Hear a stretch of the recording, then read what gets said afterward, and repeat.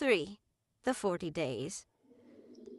Jesus had endured the great temptation of his mortal bestowal before his baptism, when he had been wet with the dews of Mount Hermon for 6 weeks.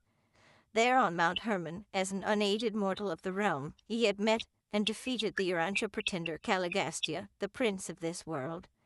That eventful day, on the universe records, Jesus of Nazareth had become the planetary prince of Urantia. And this prince of Urantia, so soon to be proclaimed supreme sovereign of Nebadon, now went into 40 days of retirement to formulate the plans and determine upon the technique of proclaiming the new kingdom of God in the hearts of men. After his baptism, he entered upon the 40 days of adjusting himself to the changed relationships of the world and the universe, occasioned by the personalization of his adjuster. During this isolation in the Parian hills, he determined upon the policy to be pursued and the methods to be employed in the new, unchanged phase of Earth life which he was about to inaugurate. Jesus did not go into retirement for the purpose of fasting and for the affliction of his soul. He was not an ascetic, and he came forever to destroy all such notions regarding the approach to God.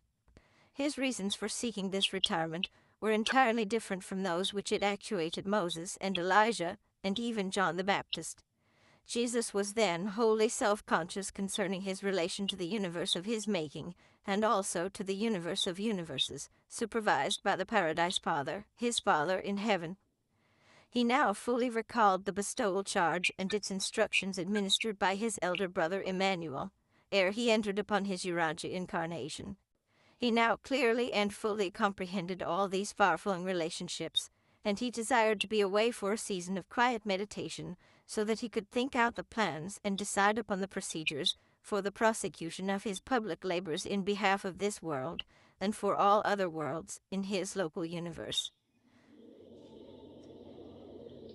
While wandering about in the hills, seeking a suitable shelter, Jesus encountered his universe chief executive, Gabriel, the bright and warning star of Nebadon.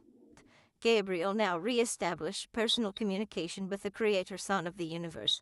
They met directly for the first time since Michael took leave of his associates on Salvington, when he went to Edentia preparatory to entering upon the Urantia bestowal.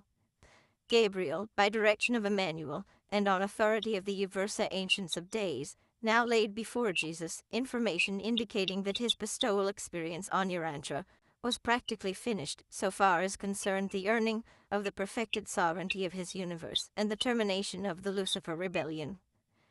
The former was achieved on the day of his baptism, when the personalization of his adjuster demonstrated the perfection and completion of his bestowal in the likeness of mortal flesh. And the latter was a fact of history on that day when he came down from Mount Hermon to join the waiting lad, Tiglath. Jesus was now informed, upon the highest authority of the local universe and the super-universe, that his bestowal work was finished insofar as it affected his personal status in relation to sovereignty and rebellion. He had already had this assurance direct from paradise in the baptismal vision and in the phenomenon of the personalization of his indwelling thought adjuster. While he tarried on the mountain, talking with Gabriel, the constellation father of Edentia appeared to Jesus and Gabriel in person, saying, "The records are completed. The sovereignty of Michael number 611,121 over his universe of Nebadon rests in completion at the right hand of the Universal Father.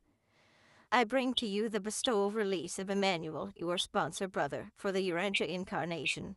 You are at liberty now or at any subsequent time, in the manner of your own choosing, to terminate your incarnation bestowal, ascend to the right hand of your Father, receive your sovereignty, and assume your well-earned unconditional rulership of all Nebadon.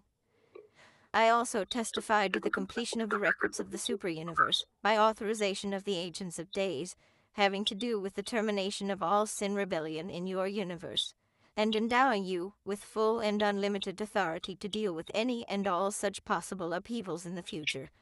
Technically, your work on Urantia and in the flesh of the mortal creature is finished. Your course from now on is a matter of your own choosing." When the Most High Father of Edentia had taken leave, Jesus held long converse with Gabriel regarding the welfare of the universe, and, sending greetings to Emmanuel, offered his assurance that, in the work which he was about to undertake on Urantia, he would be ever mindful of the counsel he had received in connection with the pre-bestowal charge administered on Salvington. Throughout all of these 40 days of isolation, James and John, the sons of Zebedee, were engaged in searching for Jesus. Many times they were not far from his abiding place, but never did they find him.